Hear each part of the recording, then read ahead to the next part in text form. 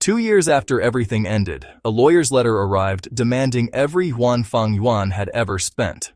Liu Ruyan wanted it returned, not because the accounts didn't balance, but because her current boyfriend was jealous. To prove she had nothing left tied to the past, she decided to erase Fang Yuan completely. The numbers were staggering. 3.8 million. 20 million. Every expense tallied, every sacrifice reduced to a figure. Even the rice she had bought for his sick mother was added to the debt. And so Fang Yuan was summoned, not asked, summoned, to a room full of watching eyes. He had given her 5 years. She had decided to count only what she could charge for. He had always known the man treated him like a nephew.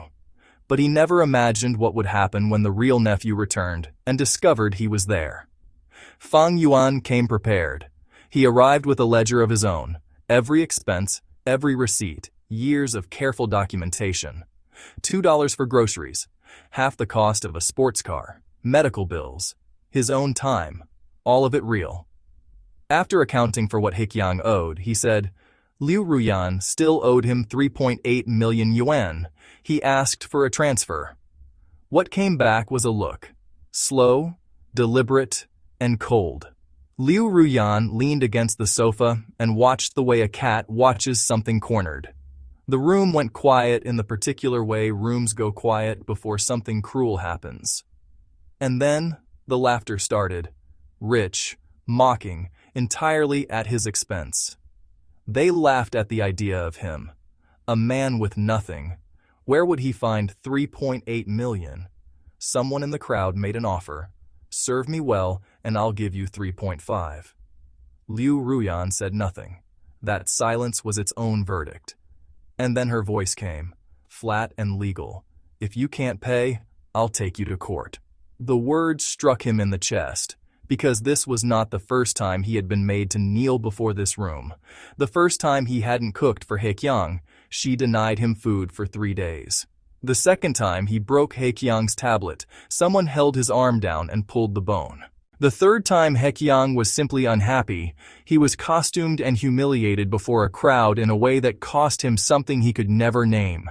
Now he only needed money to treat his dying mother, but Liu Ruyan had brought him here to be displayed instead. Someone stepped forward with a wager. Drink 10 bottles of wine, he said, and you'll have your 3.8 million.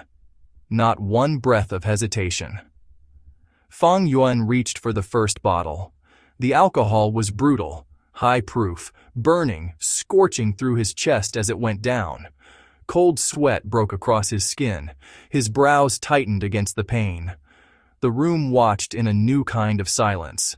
Not mocking now, but the uncomfortable silence of witnessing something a person should not have to do.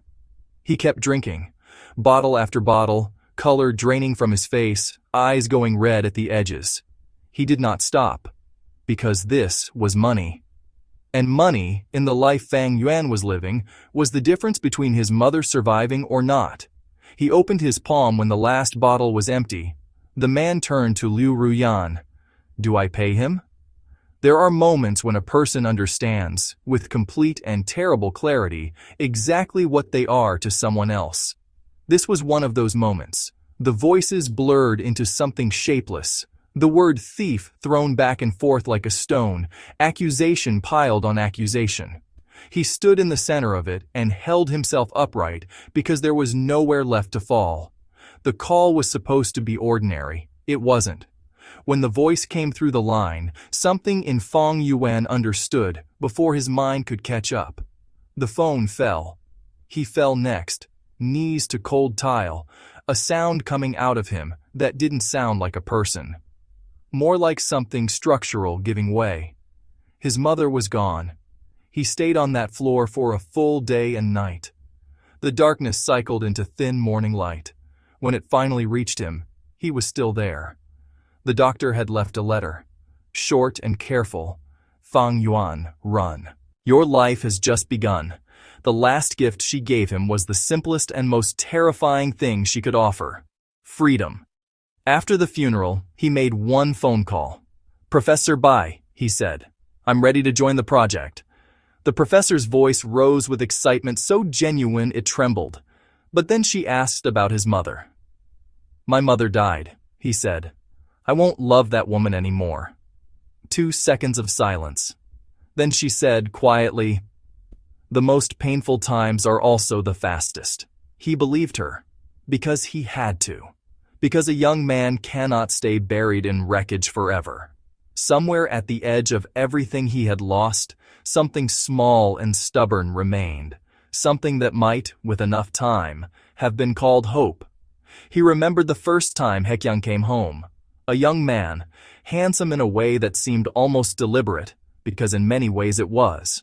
He looked like someone Liu Ruyan had loved before Fang Yuan arrived. From that first moment, Fang Yuan understood exactly where he stood. He was a shape, a familiar outline, a substitute kept warm on borrowed time. He had told himself he could endure it, that when his mother recovered, he would stand up and walk away clean. But the recovery never came. And what waited instead was a body and a line of words he would spend years trying to forget. He had stared at the last message before letting himself look at Liu Ruyan's social media. The sea. The sunset. Haekyang's shoulder.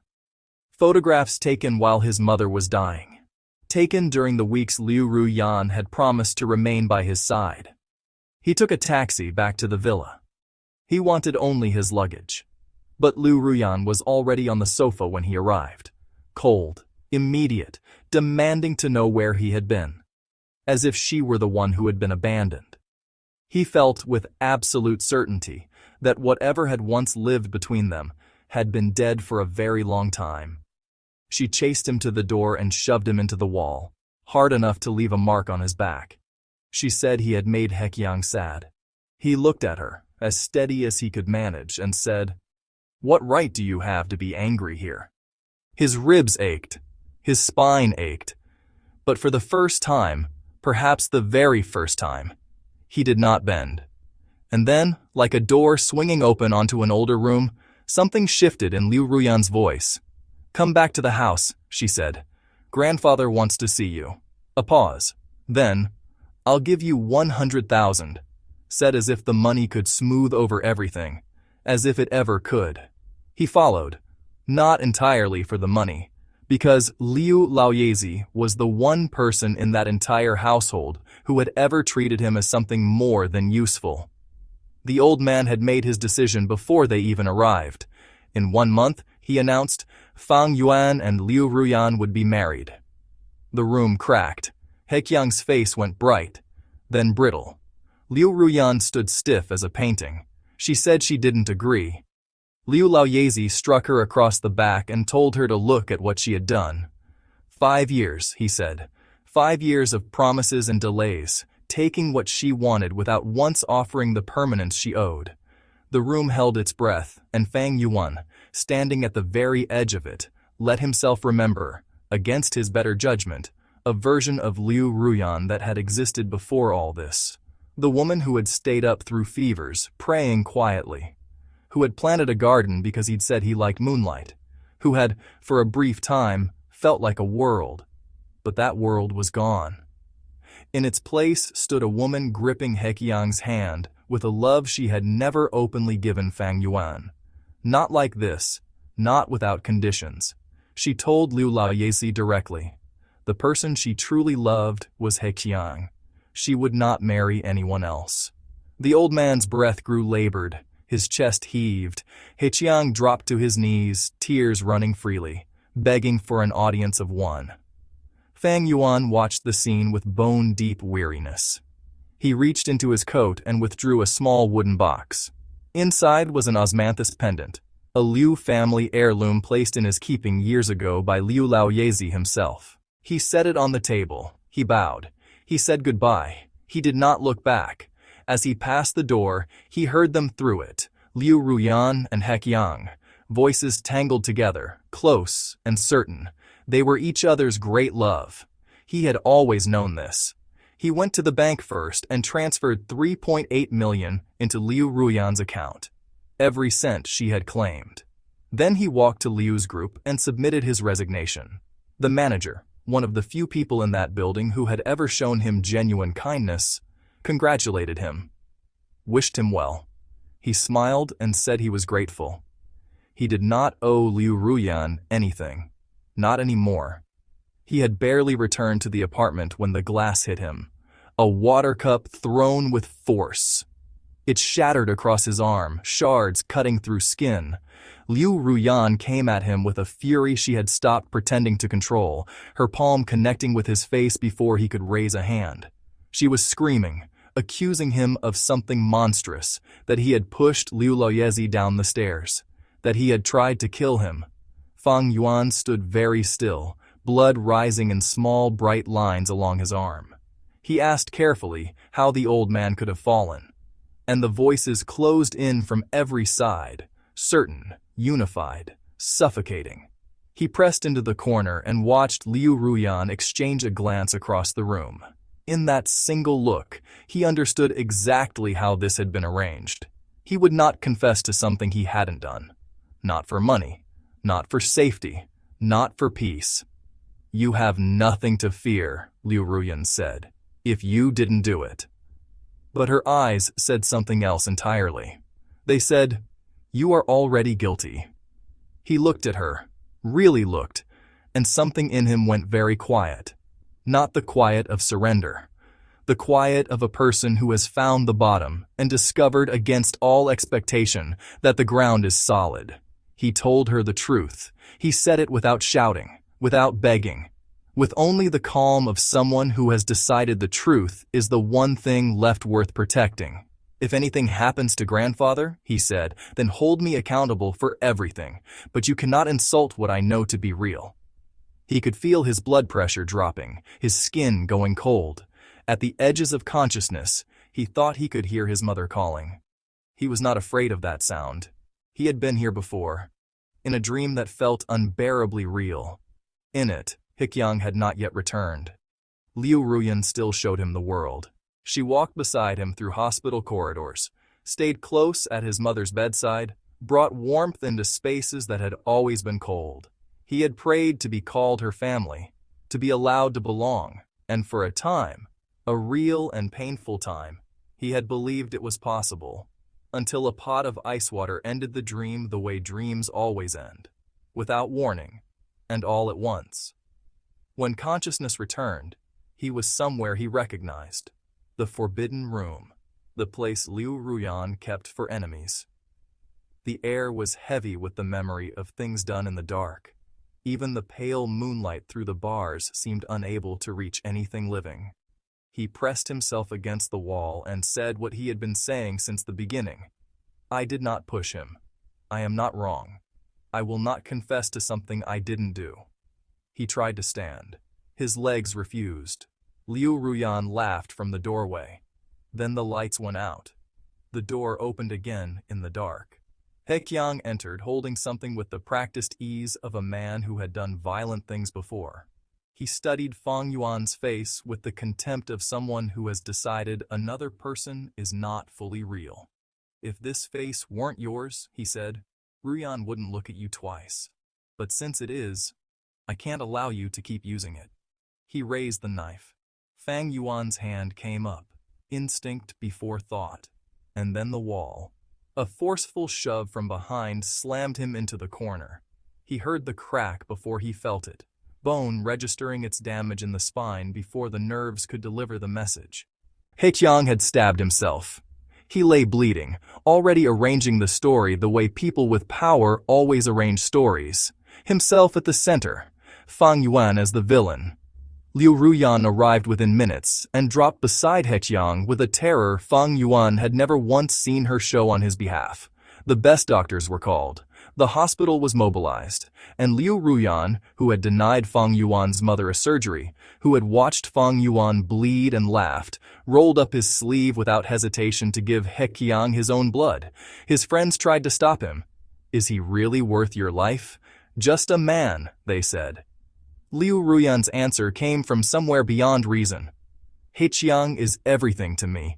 Without him, I cannot live." The operation lasted a full day and night. Hyekyang survived. Liu Ruyan, pale and hollowed from blood loss, was surrounded by people praising his devotion, and Fang Yuan, watching from the edges, could not stop thinking about his mother. About the half-month Liu Ruyan had chosen Heqiang over her, about the decision that could not be unmade. During the half-month Liu Ruyan kept vigil at Heqiang's bedside. Fang Yuan packed. He moved out of the villa he had lived in for 5 years and rented a small apartment. He returned to the bar where he had worked before and kept his head down through the remaining weeks before his research position began. He told himself it was almost over. He told himself 1 month was survivable. He did not expect to see Liu Ruyan again before then. But Liu Ruyan had rented an entire bar to celebrate Heqiang's recovery. A full evening of noise and wealth and excess. Fang Yuan had applied for the night off. He was nearly out the door when Heqiang's voice caught him, loud, accusing, performing outrage for the room. He called Fang Yuan vicious. He demanded answers for crimes Fang Yuan had not committed. Fang Yuan turned around and looked at him steadily.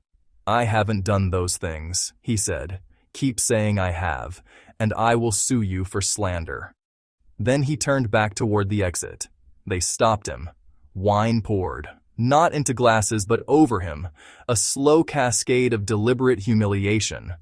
The music dimmed, the crowd stilled. Liu Ruyan stepped forward, pale and sharp, demanding to know why Fang Yuan still refused to understand. He said again that he had done nothing, that the surveillance had been tampered with, that the truth remained the truth even when no one wanted to hear it. And then he asked Heqiang a question no one could answer. Could Heqiang swear, the same way Fang Yuan was willing to swear, that his hands were clean? Liu Ruyan cut him off before an answer came. Then the bodyguards moved in. He was forced to his knees before the room.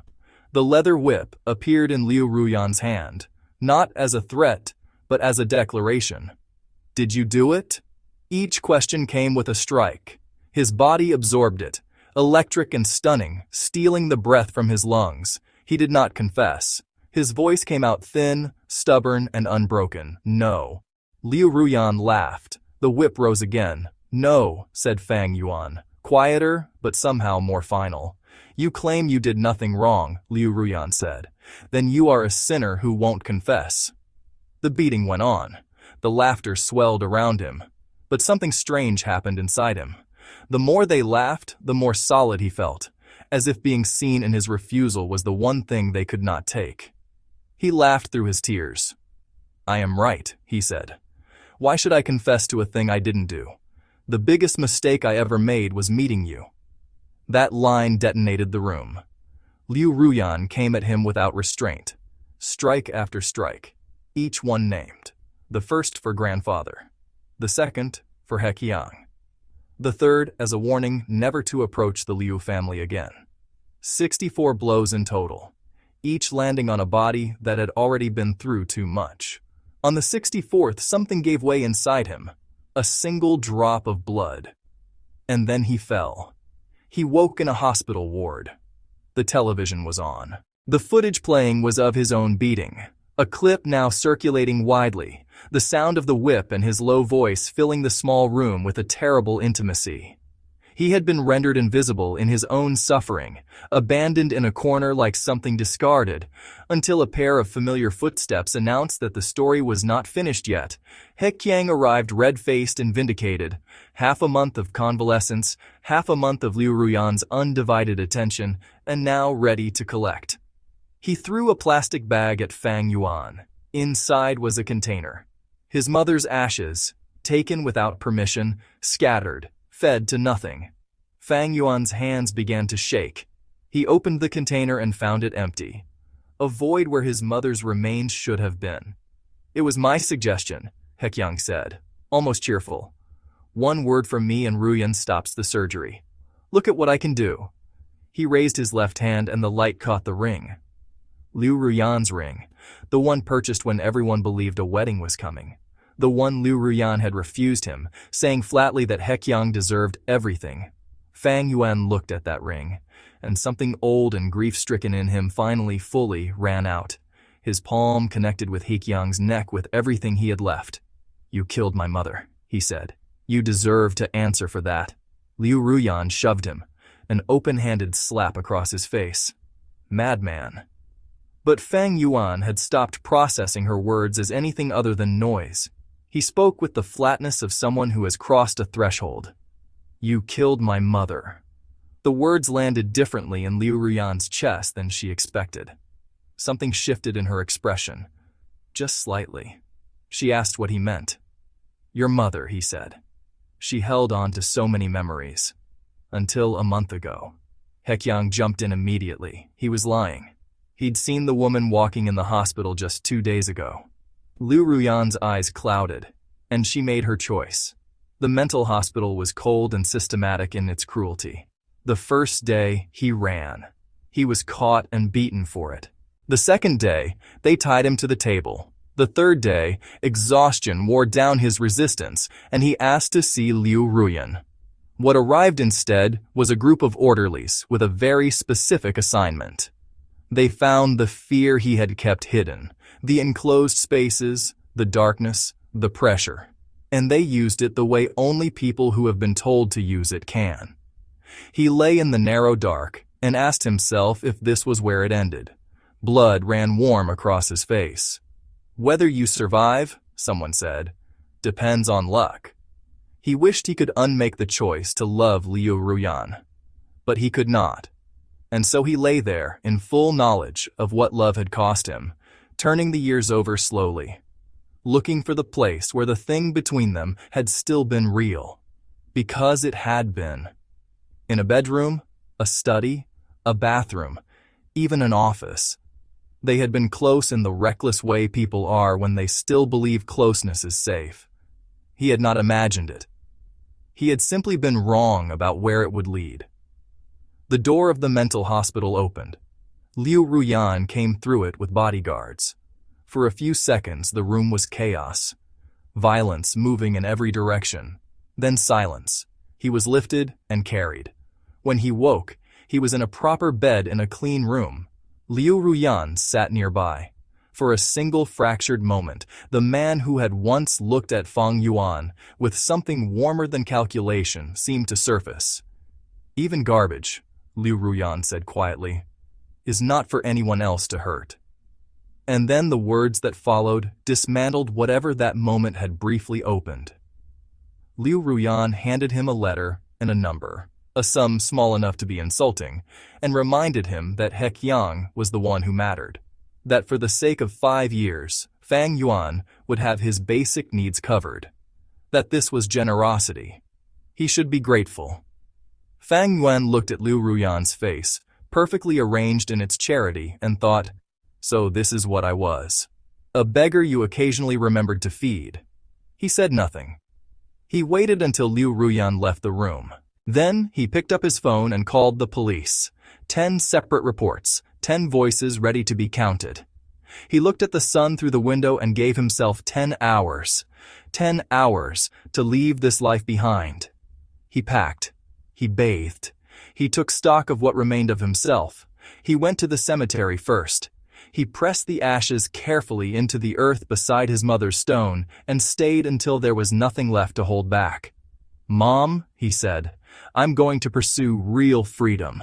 If you can hear me, please be glad." A firefly landed on his finger in the dark. Its light fell across his mother's name. He stayed until he felt her warmth. He stayed until morning. When the first light stretched across the ground, it felt like a path that belonged entirely to what came next. His phone buzzed with 2 messages, a wedding invitation from Hyekyang and a note from a law office. His case was now under official investigation. He looked at both for a long moment. Then he deleted the invitation, blocked both numbers, and half an hour later boarded a plane. The clouds closed beneath him. The nerves wound tight for years finally, slowly, began to release. He did not look down. That same night, lit from every angle, Hyekyang proposed to Liu Ruyan. The event was broadcast live. Drones filled the sky in formation. The crowd held its breath. "Ruyan, will you marry me?" Heckyang's voice broke beautifully across the microphone. The applause was immediate. Liu Ruyan's eyes filled with tears. The answer was yes. The drones traced letters in the night sky. The light show ran for 2 hours. Across the city, every tall building displayed their images. Frame after curated frame of Liu Ruyan and Hekyang embracing, kissing, glowing with the perfected light of a love story built for public consumption. The internet celebrated. Thousands called it beautiful. Handsome and devoted, they said. Only a man like Liu Ruyan could deserve this. But a few voices surfaced before being quickly buried. Didn't Liu Ruyan have someone before? What happened to him? The next morning, Liu Ruyan posted a public statement. The person who had always mattered, it read, was Hekyang. There had been no one else. Hekyang read it over Liu Ruyan's shoulder, satisfied, and asked, "Aren't you afraid Fang Yuan will see this?" Liu Ruyan smiled and said, "He was only ever a substitute. Why would I care?" The wedding was set for 1 month away. Liu Ruyan, once known as a workaholic, pushed everything aside. He oversaw every detail personally. Flowers flown in fresh, a wedding dress commissioned from a royal designer, the ceremony layout sketched in his own hand late at night. He wanted to give Hekyang the most beautiful day of his life. And for a while, in the architecture of that wanting, he forgot to notice the absence growing quietly at the edges of his joy. His friends teased him about the years when he had refused to choose, when he had kept both men close enough to lose neither. They said they always knew it would be Hekyang. Had they? Liu Ruyan reached for wine and said nothing. He had not heard Fang Yuan's name in weeks. He wasn't sure what that silence meant. He wasn't sure he wanted to find out. Could Fang Yuan be gone? Really gone? The thought arrived without invitation and left a mark. 5 years of mornings came back to him. Warmth so constant it became invisible. Steadiness that felt like furniture until the room was empty. He told himself it was impossible. People like Fang Yuan always came back. They always had one more scene to play. He poured another glass. "What are you going to do with him?" someone asked. "Touch him and you'll regret it," Liu Ruyan said, without explaining who he was protecting or why. He returned to the villa. Hekyang was waiting, dressed well, pulling on every charm he had. And for a moment, Liu Ruyan saw him the way he used to. Beautiful, magnetic, the center of an old and powerful feeling. But the geometry had shifted. Hekyang no longer filled the whole frame. Liu Ruyan told him to sleep early. Tomorrow was the wedding. Hekyang pressed closer, trying to seduce. Liu Ruyan turned away. He took a cold bath. The water did not help. In the half-dark of near sleep, he reached for what he thought was Hekyang. A familiar shape, a familiar warmth. He kissed before thinking. The arms that held him back were wrong, right in pressure, wrong in feeling. He pulled away and turned on the light. Hekyang stared at him. "You're in love with someone else," Hekyang said quietly. "Go find him."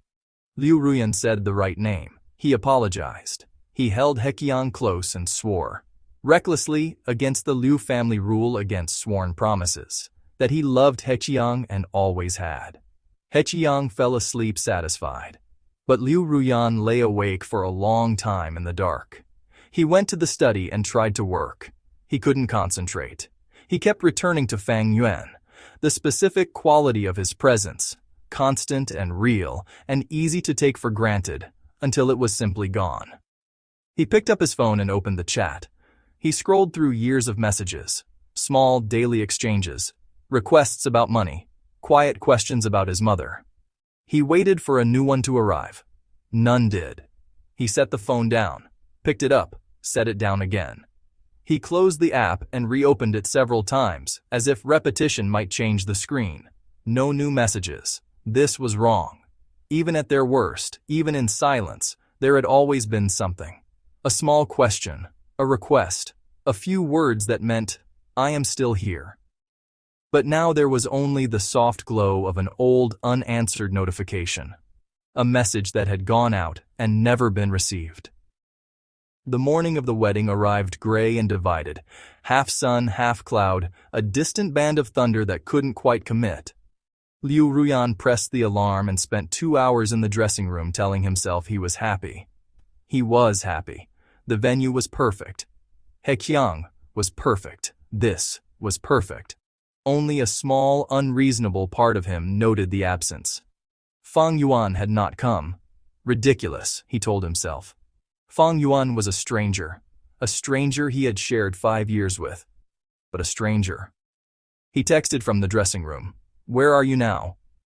He wasn't entirely sure why. A knock at the door pulled him back. It was time. He put the phone on the table and walked out. He didn't notice the small red notification that appeared in the chat window as the door closed behind him. The wedding hall was exactly as he had designed it. The flowers, the music, the red carpet. Precisely beautiful, precisely his. He walked the length of the hall toward Heqiang, who waited at the altar with the face of someone who had stood in this moment in his imagination for years. Liu Ruyan moved forward and tried to speak. The words would not come cleanly, because in the space between them, in the place that should have held only love, a quiet voice called out a different name. He heard it the way you hear something you have been trying not to hear for a very long time. He reached Heqiang. He looked into those familiar eyes. He found his voice and said, "Heqiang, I love you." And then the doors of the hall opened. Police walked in with the calm precision of people who have done this before, showed identification, produced handcuffs. The charge, deliberate injury, premeditated harm. Heqiang was asked to come quietly. The hall went absolutely still. At the police station, Liu Ruyan sat across a table from evidence. Photographs, transfer records, chat logs, a video, the real one, unaltered. He read through the stack with the careful attention of a man undoing a story he had believed for years. Heqiang had arranged everything. The mental hospital, the accusations, the injuries to himself. It had not been impulsiveness. It had been a plan. And Liu Ruyan had been its most essential instrument. He sat with that knowledge for a long time. Then he went to the room where Heqiang waited. Heqiang's face dissolved the moment he saw him. "Ruyan, tears immediate and urgent. I was only afraid of losing you. I know I was wrong. Save me, please. I want to be your groom. I don't want to go to prison." Liu Ruyan listened without interrupting. He was tired in a way that was different from all other exhaustions, not the drain of too much feeling, but the emptiness of having run out of reasons to pretend. He told Heqiang he would handle it, and he did, efficiently, thoroughly, the way the Liu family handled everything. Heqiang was spared the worst consequences. But from that day forward, Liu Ruyan stepped away. No more long evenings. No more answered calls. No more proximity. His friends noticed the change. One of them mentioned Fang Yuan in passing. Casually, almost accidentally. And Liu Ruyan went still. The name arrived and could not be set aside. He heard it, and something in him that had been very quiet woke up. He began comparing them. Not consciously at first, then with helpless, humiliating inevitability. Heqiang, who needed constant tending, who gave up fortunes for feelings, who sulked and wept and demanded the center of every room. And Fang Yuan, who never asked to be the center of anything, who cooked without being asked when Liu Ruyan was sick, who read beside him and reminded him to drink water, who could assess a complicated situation and quietly point toward the next right step without fanfare. The contrast, once allowed, was overwhelming. He had not understood, while it was happening, how much he relied on Fang Yuan. He had not seen the texture of those years. The warmth so constant it became invisible. The steadiness mistaken for furniture until the room was empty. He reached for his phone to send a message and found an old one from Fang Yuan instead, sent weeks ago, never answered. A small question, a few words, and then nothing after. Because he had stopped replying. Because he had always believed there would be more time. He drove to the wonton shop first, the one Fang Yuan used to love, the one he had once driven an hour round trip just to visit. He ordered a bowl and ate alone by the window. The broth tasted exactly as he remembered. Everything else had changed. He drove to the villa next, irrationally certain, with every step toward the door, that he would find Fang Yuan there. That this was a gesture, a protest, a calculated absence. He walked in. He crossed to Fang Yuan's room, empty. The bookshelf bare, the wardrobe open and vacant. The small objects that had made those walls a home, all gone. Even the luggage was missing. He stood in the center of it and understood for the first time that Fang Yuan had not left in anger. He had left with intention. He went to the hospital next. His mother's ward had been reassigned. The attending physician told him quietly that the mother had passed 2 months ago, that on the day of the surgery that could have saved her, the order had come from above. Stand down. Do not operate. So they hadn't. And Fang Yuan had knelt at her bedside through the night, and in the morning the nurses had helped him arrange the funeral because there was no one else. Liu Ruyan sat in the car outside the hospital and let the information complete its damage. He had taken that call. He remembered the sound of Fang Yuan crying on the other end, desperate, uncontrolled, the sound of the last hope breaking, and he had hung up. He had turned back to Hekyang. He had chosen. He dialed Fang Yuan's number. The number you have dialed is not reachable. He tried again. The same woman's voice. The same sentence. He lowered the phone and sat alone with what he had done. He sent his team to find him. The report came back empty. Not absence, but carefully constructed absence. A series of flights in different names. A trail that dissolved into nothing. Someone had helped erase it with professional precision. And at the very end of the report, one final line. He also transferred 3.8 million to your account before he left. The exact sum. To the yuan. Not payment. Proof. Proof that Fang Yuan had left without owing him a single thing. Find him, he said again. With an edge his team understood was not optional. He told himself this was a performance, that Fang Yuan was wounded and hiding, waiting to be coaxed back with the right gesture. He had not yet understood that the people who leave decisively are never the ones waiting around the corner. They are always, already, somewhere entirely else. The doorbell rang. His whole body lifted. He crossed the room in 3 quick steps and pulled the door open, already half smiling. Because you know you're back, forming on his lips before his mind could stop it. But the person at the door was his assistant. Embarrassed, apologetic. Liu Laoyezi had woken up. Half an hour later, Liu Ruyan was in the hospital corridor dressed in black. The old man's voice came from the bed like a stone dropped into still water. Kneel. Liu Ruyan kneeled. The old man looked at his granddaughter for a long, deliberate moment and said, "It was Hekyang who pushed me. I told him no, and he pushed me anyway." The rolling pin came down once, twice, 3 times. Not from rage, but with the slow, deliberate weight of a man who had lived long enough to see exactly how a bad decision compounds across years. 10 years, he said. Your 10-year nephew. A wolf-hearted, ungrateful child who smiled at your face while he arranged your grandfather's fall. What do you say to that? Liu Ruyan had no ready answer.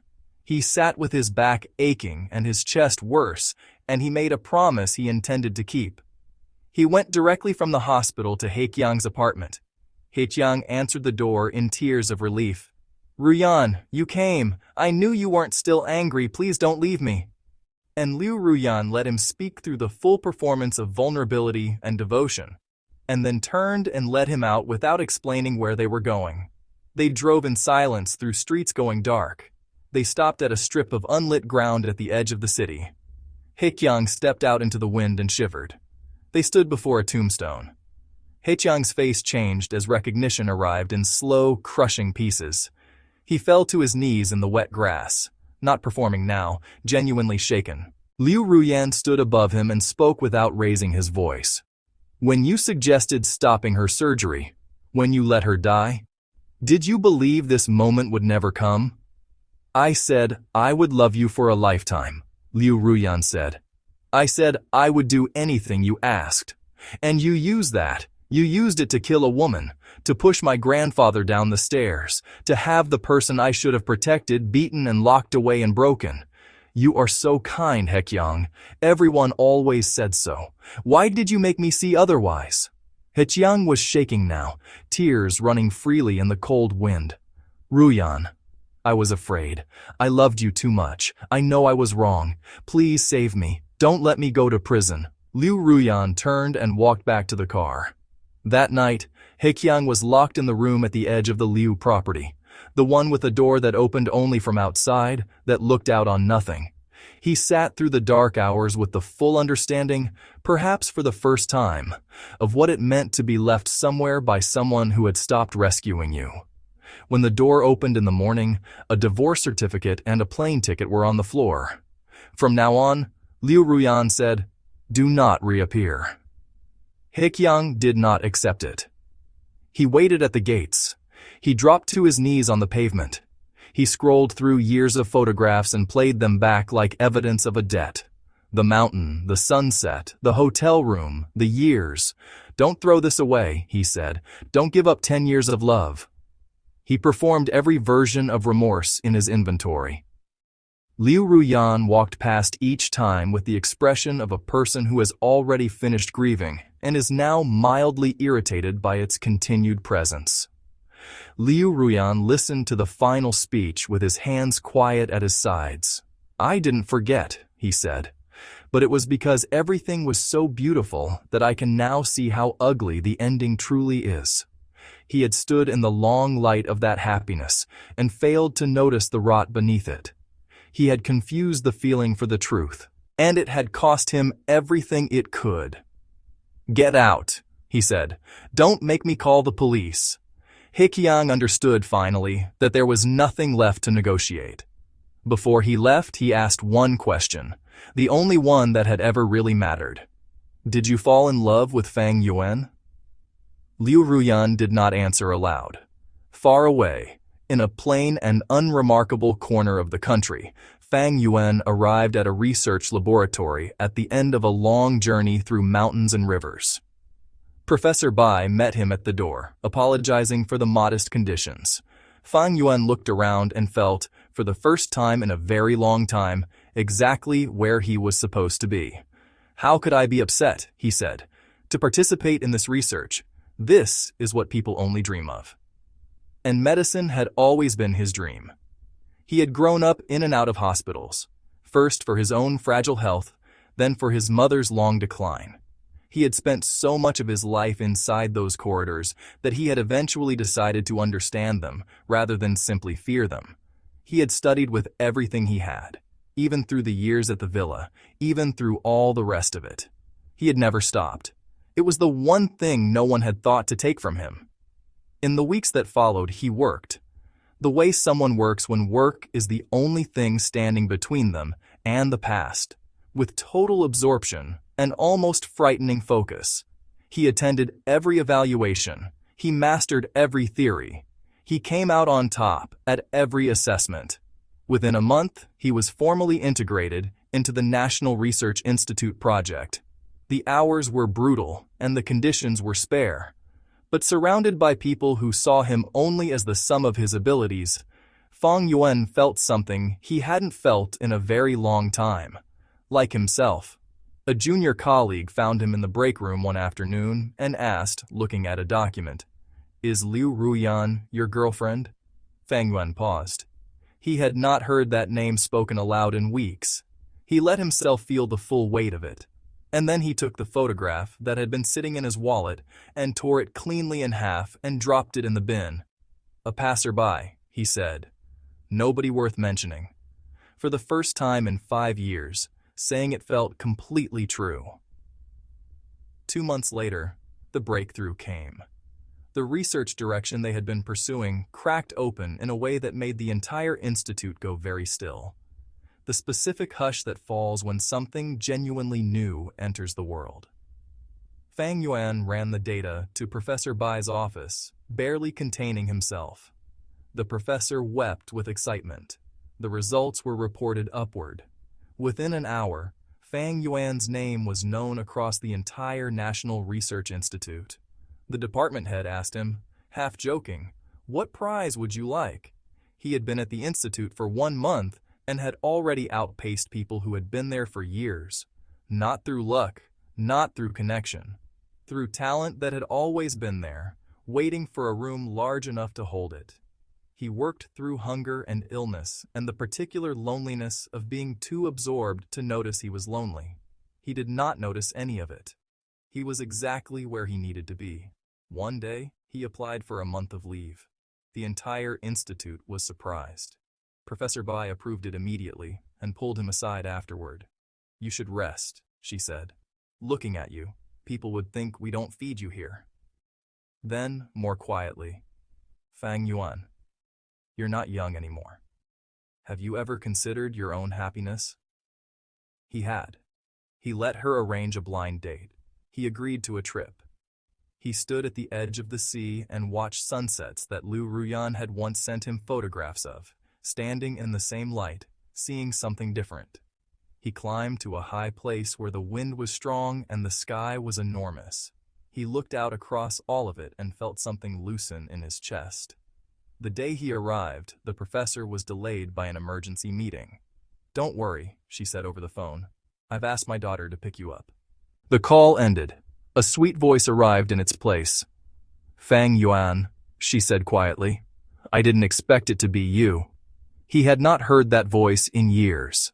He stood still for a moment before turning around. The woman before him, composed, warm, exactly as he remembered, was Bai Ningbin, Professor Bai's daughter. His first thought, before he even knew what he was thinking. He had not remembered until that moment how much of himself he had left behind in the years before Liu Ruyan. The orientation week, a warm hand on his shoulder. Her voice, "Why do you always look down?" He had changed his posture that afternoon. They had exchanged numbers, and from that point forward, she had appeared throughout his university years. The piano room, the staircase, the library, always with laughter in her eyes, always with the warmth of a person who has quietly decided they like you. Everyone on campus assumed they were together. They had never been together. Because when his mother fell ill, he left. And Bai Ningbin went abroad. And he told himself that chapter was closed. Now she was standing before him, patting his shoulder the way she used to, smiling at him with the expression of someone who has been waiting patiently for a very long time. "Fang Yuan," she said, "can I chase you now?" Old memories surfaced slowly, like light through water. He pulled himself together and told her to be sensible. But she drove him to her father's house, and when they arrived, only Bai Ningbin was there. In the kitchen, cooking every dish she had quietly memorized as his favorites over years of careful, unannounced attention. He offered to help. She let him do very little. When they sat down, he asked, "How do you know what I like?" She smiled. "I watched. I saw which dishes you returned to at group dinners. I like sweet food, so I thought you might too. And I was right." The recognition of it was almost painful. The gap between someone who had spent 5 years knowing him and still getting him wrong, and someone who had been away for years and gotten everything right. He said thank you and meant it in a way that surprised them both. After dinner, she took care the way she always had, tracking the small shifts in his expression with attention that was not intrusive, but simply present. He let himself relax into it, slowly, like a door that has been stuck for years, finally opening. He found the diary later, while looking for a hairdryer in her room, a photograph of them together at a competition, young and laughing, and beside it, a worn journal. He opened the first page without meaning to read further. "I met a very handsome boy today. His name is Fang Yuan. I think I like him. I want to find him tomorrow. I don't know if he'll like me." He kept reading. The diary recorded everything. The slow learning of who he was, the devastation when he left, the tears still visible on the final pages before she went abroad. "I'm sorry," it said. "I'm sorry I never told you." She had been afraid of his harsh words, she explained later. She hadn't known where she stood with him and fled from the uncertainty. She went abroad and buried herself in work. She tried to move on. She had not succeeded. 3 months ago, she made her decision. She was going to find him. She hadn't expected that when she finally did, he would be standing on a roadside looking exactly the same, quieter, carrying something new in his eyes. But fundamentally, recognizably, the person she had never stopped thinking about. After that night, they fell into a rhythm that felt less like the beginning of something, and more like the resumption of something that had been waiting all along. Research partners who stayed in the lab past midnight, who went to the cinema in the rain, who wandered through market stalls on slow afternoons. If Liu Ruyan had been the storm, volatile, brilliant, consuming, then Bai Ningbin was the day that follows a storm. Clear and generous and quietly insistent on being beautiful. He would not pretend the history was gone. There had been a chapter when he had not known how to value what was right in front of him. He had carried that quietly for years. But now, in the accumulation of small, careful moments with Bai Ningbin, the weight of that old mistake was becoming something else. Less like regret, more like the understanding that explains why you finally know better. They traveled together. The last stop was Europe, to visit her mother before heading home. He was nervous before meeting Bai Mu. He had no reason to be. She opened the door of her mountain home with the energy of someone who has been expecting a guest she intends to adopt on site. She gave them a warm and proprietary tour, then sat them down and asked with complete directness, "Have you two set a wedding date?" His face went red. He opened his mouth. He realized he had no ready answer. Bai Ningbin answered for him, and the answer was not a deflection. It was a declaration. "We're together because we love each other," she said, "and we are going to get married." The simplicity of it, spoken without conditions, without calculation, without the careful architecture of managing two people at once, hit him somewhere he had not expected to feel anything. He had not realized how much of his adult life had been spent being wanted conditionally. He felt slightly ashamed of being surprised by the opposite. Bai Mu turned to him. "So, do you want to marry my daughter?" Bai Ningbin laughed and told her to give him room. "Maybe next time you see us," she said. "It'll be at the wedding." She had always known how to offer space without withdrawing from it. On the way back, alone for a moment, he couldn't stop himself from asking, "Don't you want to know what I was going to say back there?" She smiled. "Will you tell me?" "Yes." He held her hand. "Bai Ningbin, I want to spend my life with you." Far from all of this, the Liu family was unraveling. Liu Ruyan had expelled Heqiang from the villa, cancelled his credit cards, and ended the relationship publicly. But Heqiang refused to accept the verdict. He waited outside the gates like a man who believed patience was still a kind of power. That if he simply stayed visible long enough, Liu Ruyan would relent. He dropped to his knees. He begged. He wept. He ran through every version of remorse he carried. Liu Ruyan walked past each time with the flat expression of someone who has already finished grieving and is simply waiting for the scene to end. The handsome face that had once magnetized rooms now looked only exhausted. The charm had curdled. Liu Ruyan felt nothing when he looked at it. Not love, not the echo of love, not even the satisfaction of contempt. Only a flat and quiet weariness. He wanted to stop standing in spaces where Heqiang's absence was supposed to feel like punishment. He wanted Fang Yuan to come back and tell him what to do next. He wanted something he no longer had any right to want. He sat alone in Fang Yuan's empty room again. He had stopped pretending he was there for any other reason. He picked up a photograph. Just the two of them. Unremarkable. He looked at it for a long time. He remembered every version of the question Fang Yuan had asked in rare, unguarded moments. "Will you always be here?" And Liu Ruyan had never answered clearly. Because he hadn't known. Because he had been afraid the answer might inconvenience something he thought he wanted more. He thought with some bitterness of the money. Every expensive gift had been immediately sold, converted to cash, no negotiation. The object refused entirely. He had called it greed. He had called it coldness. But what Fang Yuan had actually been was honest. He had understood from the very beginning what this relationship was, and he had decided that if it was going to be transactional, he would name the transaction clearly and never pretend it was love. Liu Ruyan had been the one pretending. He saw that now. He sat with that understanding for a long time. And in the sitting, something broke open that had apparently been waiting. He admitted it, first to himself, then to the room, then to the old man when asked directly. Yes. He had fallen in love with Fang Yuan. He had fallen in love while convincing himself that the person who mattered was someone else.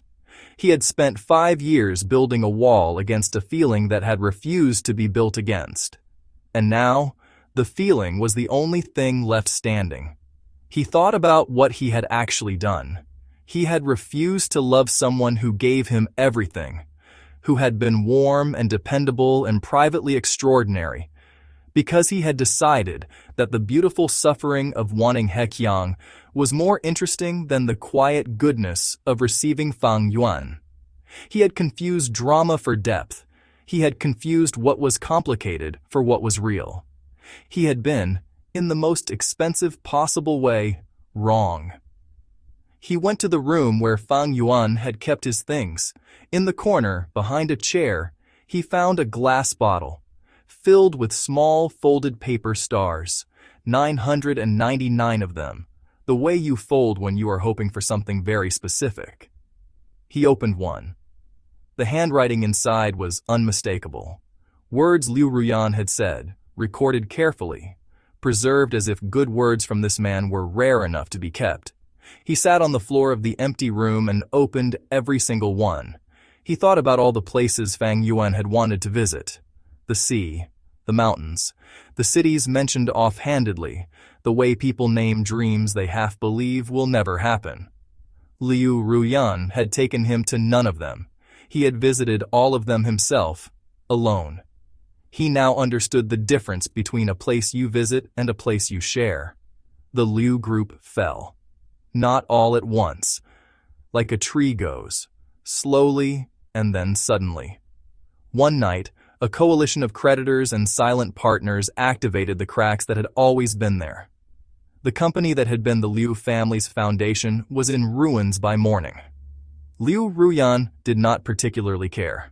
Money could be earned, he said. Companies could rise again. Love, once gone, does not return on request.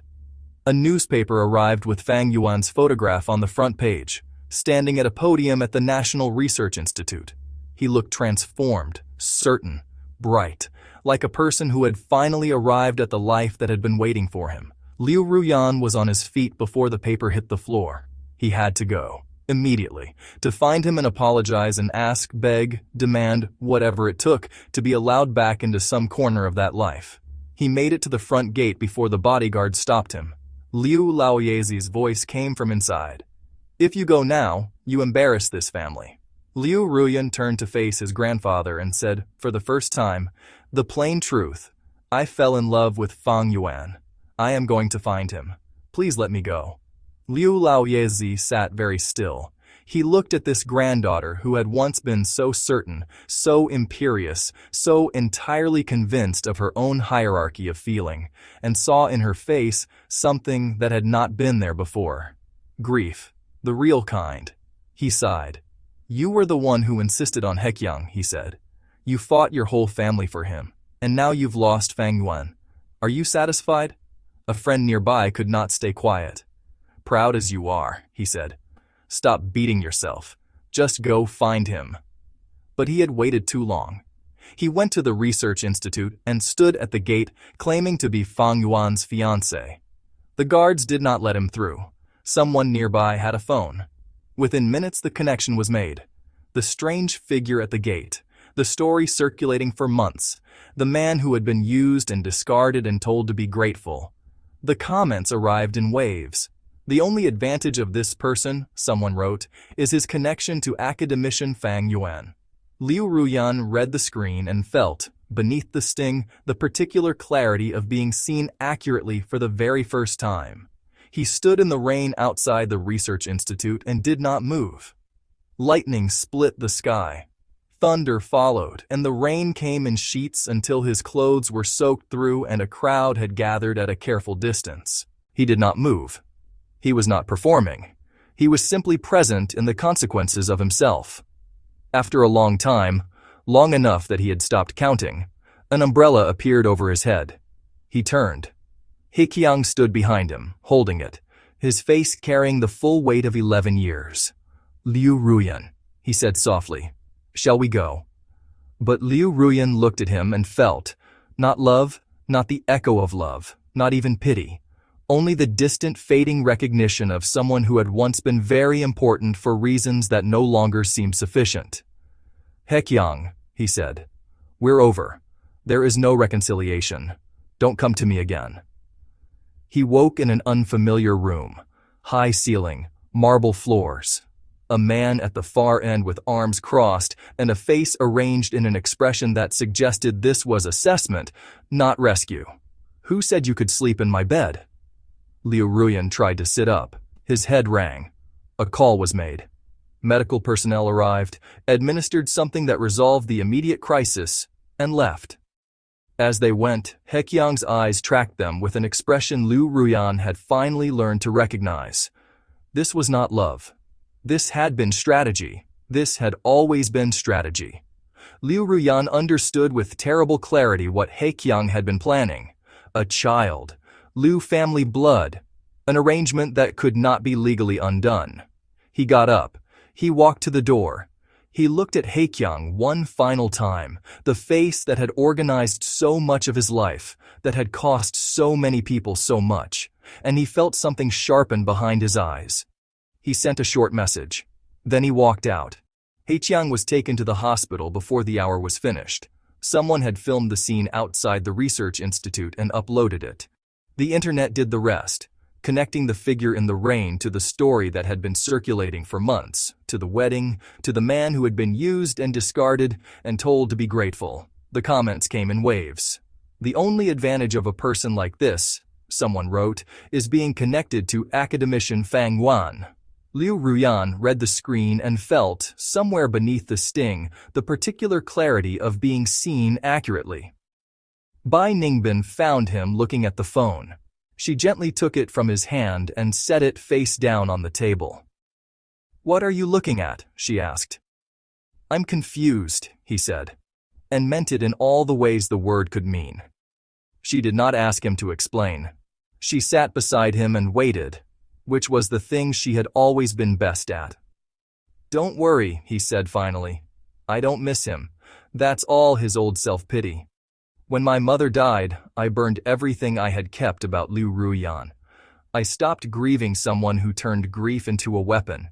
He pulled her close. She did not need more than that. That had always distinguished her.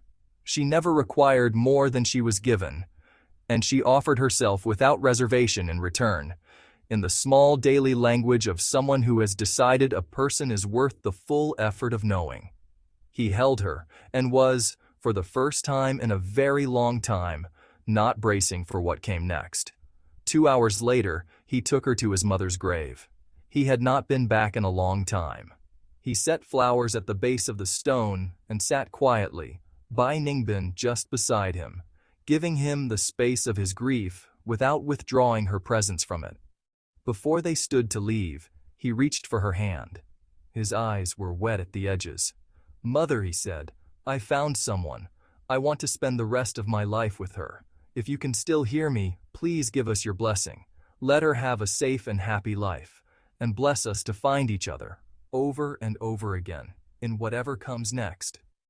Bai Ningbin knelt at the stone and introduced herself with the formality of someone who takes such introductions seriously. She made a clear-voiced promise.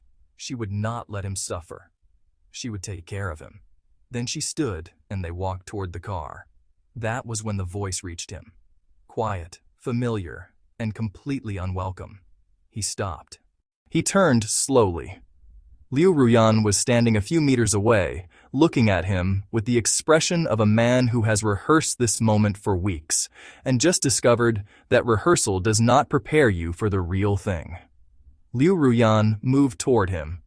Careful steps, then in one unguarded moment, desperate, he dropped to his knees on the path. "I used to think He Qiang was the one," he said. "But now I know. The person I truly love is you. I was wrong. Can you give me one more chance?" He reached for Fang Yuan's wrist. Bai Ningbin's hand arrived first, a slap, clean and level, the kind that ends sentences. She reached for Liu Ruyan's collar and pulled him to eye level. She did not raise her voice. "This," she said, "is for every time you hit him. This one is for his mother, and this one is for me." Each sentence landed with a precision that Liu Ruyan, who had spent his entire life deciding the weight of things, was poorly equipped to absorb. He received it. He let it happen. Because in the long and sleepless weeks since Fang Yuan had left, he had come to understand exactly what his conduct had earned. When she was finished, she looked at him for a quiet moment. "If you come near him again," she said, "I will call the police." He heard it. He did not challenge it. She took Fang Yuan's arm and they walked away. Liu Ruyan stood on the path outside the cemetery and watched them go. He did not follow. He had spent too long confusing control with love, taking what he wanted and calling it devotion. He had no appetite left for making that mistake again. In the weeks that followed, Bai Ningbin ran her tests with the patience that belongs to real love, rather than insecurity. Small adjustments in how she spoke, careful attention to how he moved through spaces, an awareness of what he needed before he named it. He noticed. He also noticed that she was doing it without losing herself in the process. She was fully present in the effort of caring for him. That was the difference. That had always been the difference. He asked to go to the Civil Affairs Bureau to register the marriage. He was ready, he said. He wanted it done. She refused. "Not yet," she said. "I want it to be right." He was briefly confused, briefly hurt. And then 2 days later, she came home early without warning, and the apartment was dim when he walked in. And then the lights came on, and the room was full of people he loved. His colleagues from the institute, old friends who had quietly stayed in contact through years of distance. Mrs. Bai and the professor, beaming. Bai Ningbin pushed a small cart toward him, a cake with candles. He had forgotten entirely that today was his birthday. "Make a wish," she said. He looked around the room at the specific faces of people who had chosen to be there, not for money, not for convenience, but simply because they cared whether he was happy. And he made the simplest wish he had ever made. He blew out the candles. He cried, just a little. After the party, she led him outside to a small house surrounded by peach blossoms. They stood at the threshold together. The moon was very bright. She turned to him and asked, with the slight tremor of someone brave enough to love fully and brave enough to ask for it back, "Do you want to live here? To become my husband? To spend the rest of your days with me?" His answer required no calculation, no internal ledger, no pause of any kind. "Of course," he said. The house was lit from within. The night outside was quiet. It looked, from any angle, like the beginning of something that would last. They took 2 months and planned the wedding together. Every detail, every choice, every invitation written side by side at the kitchen table. Everything went smoothly. Everything felt, for the first time in a very long time, like something that truly belonged to him. And then, the week before the wedding, a message arrived from Liu Laoyezi.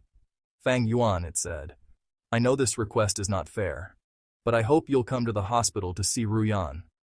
I am asking this as myself." He owed nothing to the Liu family. But he owed something to this old man, who had once been the only person in that household who treated him with genuine love. He went. Liu Ruyan was barely recognizable in the hospital bed, the flattened quality of someone who has been fighting himself for a long time and has finally stopped. Kidney failure. The doctor had given him less than a month. Bai Ningbin had told him what the investigation uncovered. The late nights, the drinking that never stopped. The morning Liu Ruyan had reached for his phone to call Fang Yuan and put it back down because he believed he had no right. His body had absorbed what his pride refused to express. Liu Ruyan looked at him for a long time from the bed. Then he laughed, short, tired, not without warmth. "You wanted to get rid of me," he said. "And now here I am, doing it for you. How convenient. Are you happy about it?" Fang Yuan said, "Not particularly." Liu Ruyan's expression shifted, just barely, as if bracing for cruelty and receiving something else instead. He lay back against the pillow. "What else is there to say?" "If you came only for empty words," Fang Yuan said, "I'll be on my way. My wife and I are getting married next week." He set a wedding invitation on the table. He stood and turned and walked toward the door. The sound of tearing paper followed him into the corridor. A grown man, shredding a wedding invitation the way a child destroys evidence of something unbearable. Fang Yuan did not slow his steps. 2 days later, Liu Ruyan transferred everything, his entire remaining fortune, every asset, every account, into Fang Yuan's name. The transfer was returned within the hour. A message was attached. "Please take care of yourself." Liu Ruyan read those 6 words and wept for a long time. Then he typed back, "Fang Yuan, won't you come back?" The reply field remained empty. The wedding was everything that had been planned. Flowers, candlelight, music that filled the hall without overwhelming the quiet moments. Bai Ningbin walked down the aisle in white, her hair loose, each step deliberate and entirely unafraid. She was not performing joy. She simply was it. She came to stand beside him. The officiant spoke. "Miss Bai Ningbin, are you willing to take Mr. Fang Yuan as your husband, in poverty or wealth, in sickness and health, to love and honor him until the very end of your days?" She looked at him. A warmth filled her face that had been building for years, without a place to go. "I am willing," she said. "Mr. Fang Yuan, are you willing to take Miss Bai Ningbin as your wife?" At the back of the hall, in the very last row, Liu Ruyan sat barely breathing, eyes fixed on the altar. He watched the man he had spent 5 years discounting stand at the front of a room full of love and be asked, simply clearly, without condition or calculation, if he was willing. Fang Yuan smiled. He said, "I am willing." Liu Ruyan stopped breathing entirely. He left before the applause finished, pulling his coat around himself in the night air. He crossed the road without looking. And then the headlights. A car. No time to think. He threw himself between the vehicle and the 2 figures stepping out from the venue. Not a calculation, simply the last instinct of a body that had run out of other things to protect. He was struck. He was thrown 10 meters. He landed and lay still, watching them walk further from him, step by step, into the light and noise of a celebration that had nothing to do with him. The flower he had carried fell from his hand to the pavement. The darkness came in at the edges. He felt no pain, only the slow, gentle motion of letting go. Across the city, justice finally arrived for Hekyang, and 2 years later, in a house full of peach blossoms, in a room where sunlight moved across the floor like a benediction, Fang Yuan held his daughter for the first time. The wind was very gentle. It felt like a blessing from somewhere unimpeachable, as if the world, which had once been so cruel, had finally decided to be kind.